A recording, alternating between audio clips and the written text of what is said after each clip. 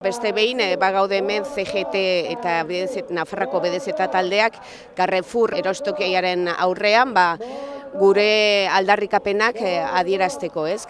Carrefour gaur egun Israel gobernuarekin, Israel sionista den honekin duen kolaborazioa salatzeko.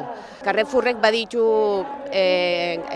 Zisjordaniako okupatutako lurraldetan zenbait denda, eta baditu bi filial, Elektra eta beste bat, eta eskatzen duguna da haiekin apurtzea, eta gero beste aldetikan Palestinar lurralde okupatu hauetan ekoizten diren produktuak hauen salmenta etetea ere bai. Horrekin pentsatzen dugu Carrefourrek parte hartzen duela sionismoarekin, bera ari da irabaziak izaten sionismoaren bitartez, eta horregatik eskatzen dugu jendeari parte hartzeko olako konzentrazioetan eta boikota Carrefour denda guztiei. Israelgo gobernuak jarraitzen du genozidioa egiten eta salatu behar dugu beste behin Europako konplizitatea eta jakina Estatu Batuaren gobernuaren laguntza erabatikoa.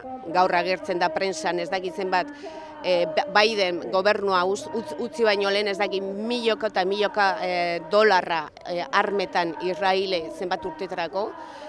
Orduan, genozidioa ez dugu lortu etetea. Pasaden asteburuan bombardatu zuten Gazan, iparraldeko Gazan geratzen zen ospitala, hango doktorea, zuzendaria atxilotu eta zenbait langile, sanitate arloan dauden langileak atxilotu, sionismak duen kartzela hoietara eraman, badakigu torturatzen egongo direla, badakigu bere bizitza arriskuan dagoela, eta dauden edo ziren gaixoak eraman zituzten Indonesia ospitalera, eta badakigu asteburu honetan ere bai eman dutela agindua Indonesia ospitalea desalojatzeko.